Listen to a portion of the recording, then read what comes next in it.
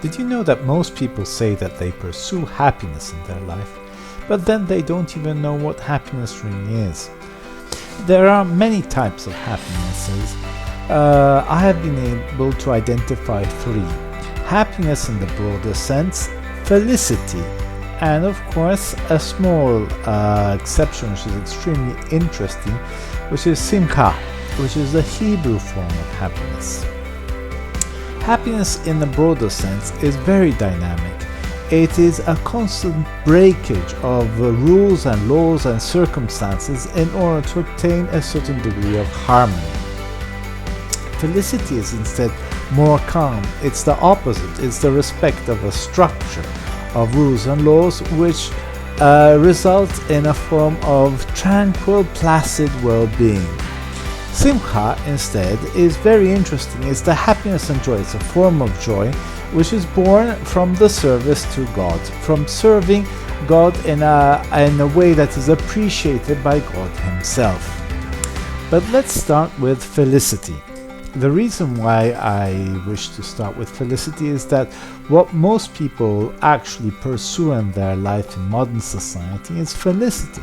Not so much happiness, which requires breakage of a circumstance, of constant dynamic adapting, but rather a tranquil state of well-being which results from an organized life.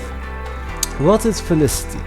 Felicity is creating a structure of, let's call it energies, which are a result of order. One has an ordered lifestyle in the sense that one has a fit physical body. One has to have an ordered house, a house that is clean, with objects placed in the right spot and with a certain geometric harmony. No dust, everything kept in the right position, so as to create a sensation of well-being simply by opening the door and entering the room. One then must have a source of income, of usable, let's call it, resources, which are a form of energy, which can be used for the pleasures of everyday life. At the same time, any pleasures, any items, any food which is purchased must be incorporated in one's own harmonic environment in such a way as to not result in a form of breakage of the cosmos and breakage of the order. So it's a form of static happiness, as if one sets up a functioning machine which can have add-ons but require careful attention so to secure that the machine that was there yesterday is also there tomorrow and the day after. With our routinary lives in modern society in the Western world, we aim at felicity. Not so much happiness, but rather at felicity, at this tranquil well-being that is a result of an organized, routinary, everyday behavior which is repeated day after day after day after day, where we build our houses, where we build our families, where we build our relations, bit by bit, we hope, growing and maintaining. That is the purpose, the silent purpose of most of the people that enjoy our Western world. Felicity is like a computer circuit, a very delicate circuit which functions on a certain wattage of energy. Put too much energy or too little energy and the computer might not work, and it might even break. The system, the circuit might even break. So it's based on setting up a system that is sustained throughout time and requires careful attention, careful study in order to be maintained day after day. Consider having a new relation, a boyfriend, a girlfriend, even sometimes a new friend or a new colleague in the office can break the harmony, the tranquility, the felicity which has been generated over years. Happiness is different. Happiness instead is very dynamic. Happiness is based on search of a constant mutating equilibrium, breaking the previous equilibrium with the purpose of arriving to another equilibrium. Whilst felicity is like the circuit of a computer, happiness is like a football game, where there is a basic environment in which one operates, but at the same time one seeks to do a goal, one seeks to achieve a purpose, in a circumstance that changes moment by moment and is different one day from the next.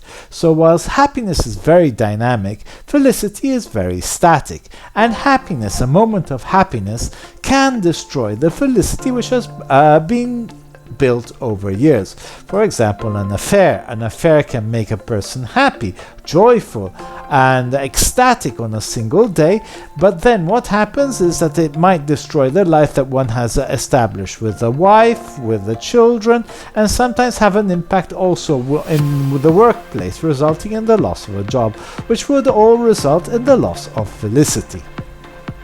Happiness is based on the energy of goodness, whilst instead felicity is based on virtue and probity. Felicity, set up a structure that gives you the energy you want.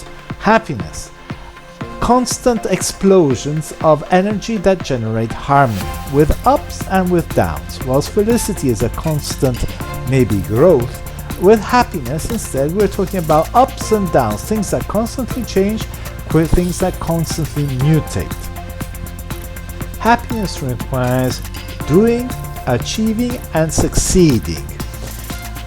If the success is not present, frustration can destroy the happiness. Thus, one pursues results, sensations that create harmony and pleasure that benefit the individual, but are a result of constant action which has to succeed. Thus, there where there is a block which interferes with the success, one has to find ways around that block in order to obtain the happiness that one wishes and wants, which however is subject to constant change, to constant upheaval, to constant mutation. Felicity instead is building with virtue, step by step, brick by brick. As you notice, the difference is evident. Happiness is born out of goodness, felicity is born out of probity, virtue, and thought. Happiness is more instinctive, less cogitative, less meditative in nature, whilst instead felicity is planned out, thought out, and is a result of conscious decision making. Happiness requires breakage of rules, felicity requires respect of rules. Now let's consider a third form of happiness, which is the Hebrew word simcha.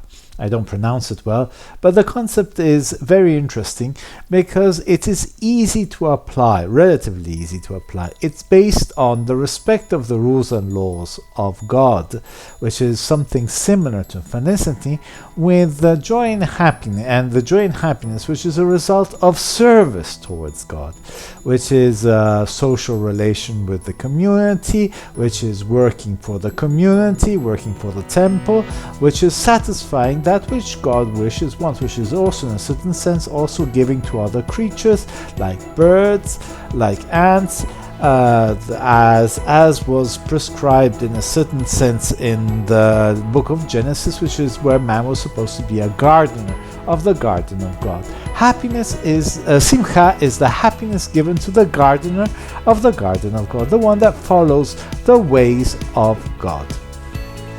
Is it possible for somebody to be both happy and within a state of felicity? Well, if that person is wise, the whole idea is to build a certain base of felicity and then once in a while break it a bit so to obtain some happiness.